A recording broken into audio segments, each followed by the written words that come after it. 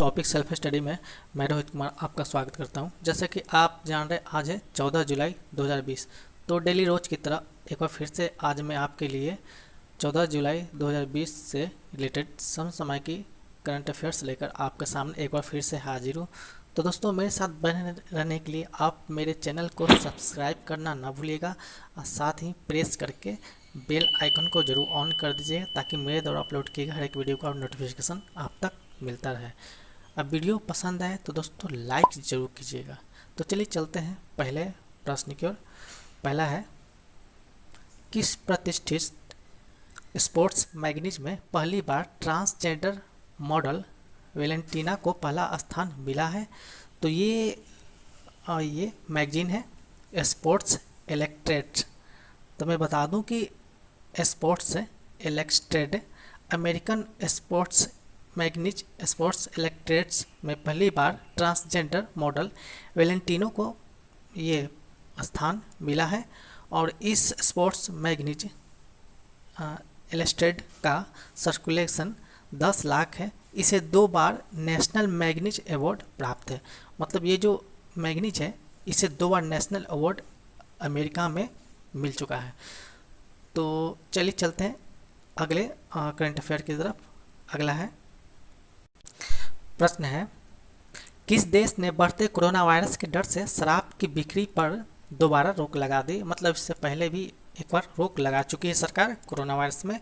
Corona जब से महामारी शुरू हुई है तो ये दक्षिण अमेरिका की जो सरकार है एक बार तो कोरोना काल में जो लगा ही चुकी है, फिर दोबारा ये शराब की बिक्री को शुरू करने के बाद फिर से रोक लगाना पड़ा।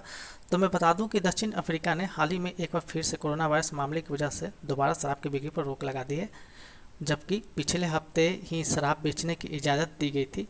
अभी दक्षिण अफ्रीका में जो मामला है वो बढ़कर 2,76,242 संक्रमित मामले हैं, जिसमें से 4,079 लोगों की मौत हो चुकी है। ये ताज़ा आंकड़े की रिपोर्ट के मुताबिक है। तो चलिए चलते हैं अब अगले करंट अफेयर्स की तरफ। अगला करंट अफेयर्स, किस देश की अदालत ने थाईलैंड और नेपाल, ठीक है, किस देश की अदालत ने थाईलैंड और नेपाल के 75 नागरिकों को तबलीगी जमात के कार्यक्रम में हिस्सा लेने के आरोप में जमानत दे दी है? तो ये भारत के जो दिल्ली हाई कोर्ट है उसने भारत के दिल्ली हाई कोर्ट के द्वारा ये जमानत दे दी गई है। तो मैं बता दूं कि ये दिशा निर्देश की कथित अवहेलना करके तबलीगी जमात के एक कार्यक्रम में हिस्सा लेने का इन 2 देशों के 75 नागरिकों पर आरोप था। चलिए चलते हैं अगले करंट अफेयर्स की तरफ। अगला करंट अफेयर है,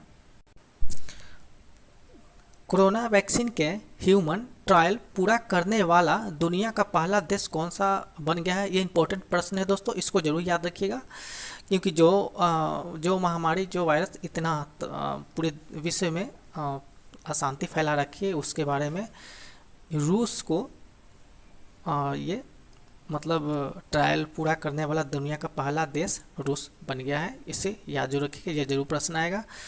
तो दोस्तों मैं बता दूं कि रूस के सेचेनोव विश्वविद्यालय का दावा है कि उसने कोरोना वायरस के लिए वैक्सीन तैयार कर लिया है। इसके साथ ही कोरोना वैक्सीन के ह्यूमन ट्रायल मतलब ये मानव पे जो प्रयोग होता है तो वही ह्यूमन ट्रायल कहते हैं।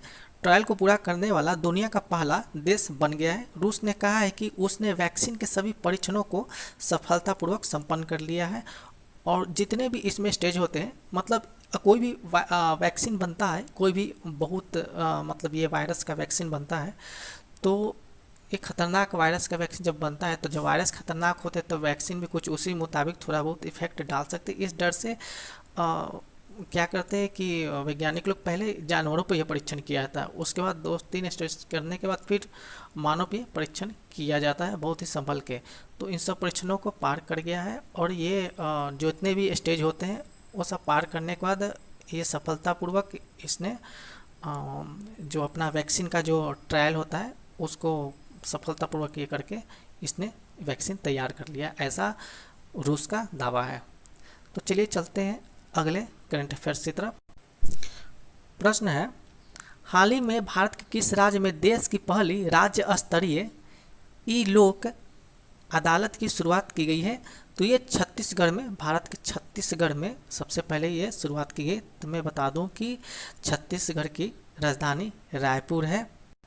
छत्तीसगढ़ के मुख्यमंत्री भूपेश बघेल हैं और छत्तीसगढ़ के राज्यपाल अनुसुईया उघेल हैं। तो ये याद रखिएगा। तो चलते हैं करंट अफेयर की तरफ। 14 जुलाई को पूरा विश्व में कौन सा दिवस मनाया जाता है? तो 14 जुलाई को पूरा विश्व में अंतर्राष्ट्रीय नॉन बाइनरी पीपल्स डे मनाया जाता है। तो दोस्तों मैं बता दूं कि 14 जुलाई को विश्व भर में अंतर्राष्ट्रीय गैर बाइनरी पीपल्स डे तो मनाया जाता है। इसका उद्देश्य क्या है? तो इस दिवस का उद्देश्य दुनिया भर के गैर बाइनरी लोगों द्वारा सामना किए जाने वाले मुद्दों के बारे में जागरूकता बढ़ाना और उनका आयोजन करना है। तो चलते अगले करंट अफेयर की तरफ। प्रश्न है, 63 भारतीय अमेरिकी वैज्ञानिक को अमेरिकी कृषि अनुसंधान केंद्र NIFA का कार्यवाहक निदेशक नियुक्त किया गया है। ठीक है, तो ये है डॉक्टर पराग चिटनस। तो मैं बता दूं कि मैं ज़रा इसके बारे में बता दूं कि भारतीय अमेरिकी वैज्ञानिक डॉक्टर पराग चिटनस को अमेरिकी कृषि अनुसंधान प्रतिष्ठित राष्ट्रीय खाद्य एवं कृषि संस्थान NIFA का कार्यवाहक निदेशक नियुक्त किया गया है। तो दोस्तों ये मत कंफ्यूज होइएगा कि टेक्स्ट भारतीय अमेरिकी वैज्ञानिक, मतलब ये नहीं सोचिएगा कि अमेरिकी या भारतीय। मैं बता दूं कि ये भारतीय हैं और अमेरिका में कार्यरत हैं। चलिए चलते हैं अगले करंट अफेयर की तरफ। Mukesh Ambani Tyson Warren Buffett को पीछे छोड़ दुनिया के कैवें सबसे अमीर व्यक्ति बन गए हैं। मतलब अमीरों के लिस्ट में इनका स्थान केवें नंबर पे, तो इनका स्थान है 7वें नंबर पे। तो मैं बता दूं कि ये 7वें सबसे अमीर व्यक्ति बन गए हैं। इस समय भारतीय अरबपति की कुल संपत्ति 69.9 बिलियन डॉलर है, जबकि वॉरेन बफेट की कुल संपत्ति 69.1 बिलियन डॉलर है। मतलब मुकेश अंबानी का जो संपत्ति है 0.9 है और इनके पीछे जो वॉरेन बफेट है उनका 0.1, मतलब ये 8 का अंतर है।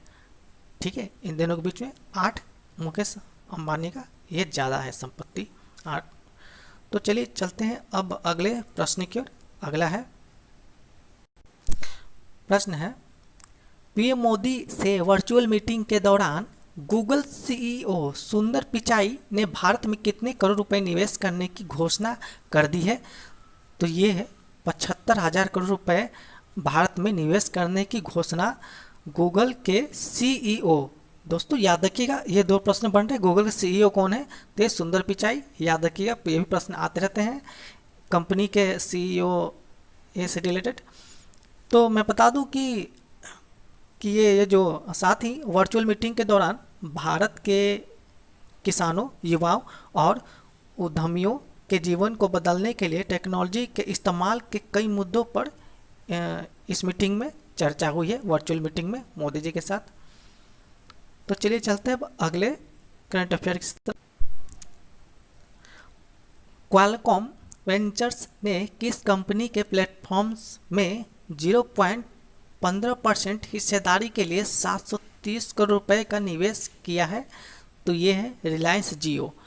तो मैं बता दूं कि 730 करोड़ रुपए ये क्वालकॉम वेंचर्स ने रिलायंस इंडस्ट्रीज के जियो प्लेटफॉर्म में 0.15% हिस्सेदारी के लिए 730 करोड़ रुपए का निवेश किया है। पिछले कुछ हफ्तों में जियो प्लेटफॉर्म में क्वालकॉम 12वीं निवेशक है।